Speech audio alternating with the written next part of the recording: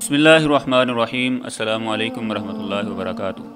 नाज़रीन इकराम, एक वक़्त था कि हिंदुस्तान के सरज़मीन में एक मुस्लिम खातून कुफ़ार की कैद में थी और उसका ख़त जो था मुस्लिम हुक्मरानों के पास पहुंचता है तो मोहम्मद बिन कासिम अपना पूरा लाव लश्कर लेकर हिंदुस्तान के ऊपर ना सिर्फ चढ़ाई करता है बल्कि उस मुस्लिम खातून को आज़ाद करवा के राजा दाहर की सल्तनत को भी पाश पाश कर देता है। लेकिन अफसोस से ये बात कहना पड़ती है कि ये मुल्क पाकिस्तान जो ला इलाहा इल्लल्लाह की बुनियाद पर हासिल किया गया, इस मुल्क पाकिस्तान की बेटी, इस कौम की बेटी, इस्लाम की बेटी जो है 20 साल से कुफ़ार की कैद में है, लेकिन उसको बचाने के लिए कोई मोहम्मद बिन कासिम नज़र नहीं आ रहा।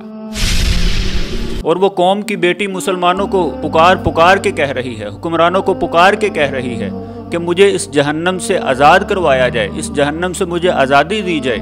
लेकिन हुक्मरान अपनी अपनी हुकूमतों को बचाने के चक्करों में हैं। आज हमारे ऊपर हुकूमतें करने वाले अगर एक दिन जेल का चक्कर लगा लें तो दूसरे दिन आके मीडिया के ऊपर बैठ के रो रो कर बता रहे होते हैं कि मुझे जेल के अंदर अपने बच्चे बहुत याद आते थे।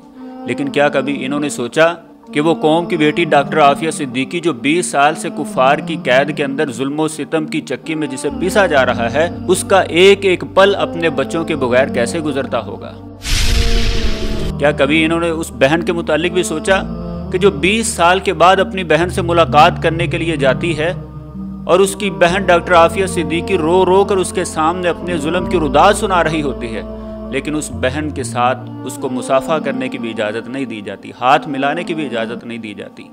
क्या कभी उस माँ के मुतालिक भी सोचा कि जो माँ दिन रात अपनी बेटी के इंतज़ार में रही और अपनी बेटी का चेहरा देखने की तड़प लेकर ही, उम्मीद लेकर ही वो दुनिया से रुखसत हो गई, कल क़यामत के दिन वो माँ अपने रब की अदालत में जब ये मुकदमा पेश करेगी तो ये अपने रब को क्या मुंह दिखाएंगी? डॉक्टर आफिया सिद्दीकी जब रब की अदालत के अंदर अपना एक एक जुल्म बयान करेगी, अपने जुल्म की पूरी दास्तान मेरे रब को सुनाएगी, अपना मुकदमा पेश करेगी, तो नाज़रीन हमारे पास क्या जवाब होगा? आज अपने लीडर को जेल से बचाने के लिए, कैद खाने से बचाने के लिए हम अपने ही घर को आग लगा देते हैं, अपने ही लोगों की अमलाक को जलाना शुरू कर देते हैं, अपने ही लोगों को मारना शुरू कर देते हैं।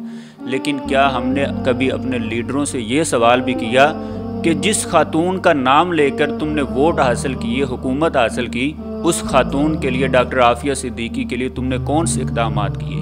तुम्हें अल्लाह ने हुकूमतें अता फरमाई थी, लेकिन तुम्हारे होते हुए भी 20 साल गुजर गए। वो कौम की बेटी कुफार की कैद में क्यों बंद है? उसको जुल्म की चक्की में क्यों पीसा जा रहा है? क्या हमने कभी अपने लीडरों से ये सवाल किया है? और मैं पूछना चाहता हूँ उन लंडे की आंटियों से कि जो बड़ी ख़वातीन के हुकूक की बात करती हैं, अगर कोई एक्टर मर जाए, कोई अदाकारा मर जाए तो उसके लिए बड़ी इनको मोमबत्तियाँ जलानी याद आती हैं, लेकिन जो कौम की बेटी 20 साल से कुफार की कैद में है उसके लिए इनकी ज़ुबानों को ताले क्यों लगे हुए हैं? हकीकत में इन लंडे की आंटियों की बाग दौड़ ही उन लोगों के हाथ में है कि जिनकी कैद में डॉक्टर आफिया सिद्दीकी बंद है। तो नाज़रीन, हमें भी अपने गिरेबानों के अंदर झांकना पड़ेगा।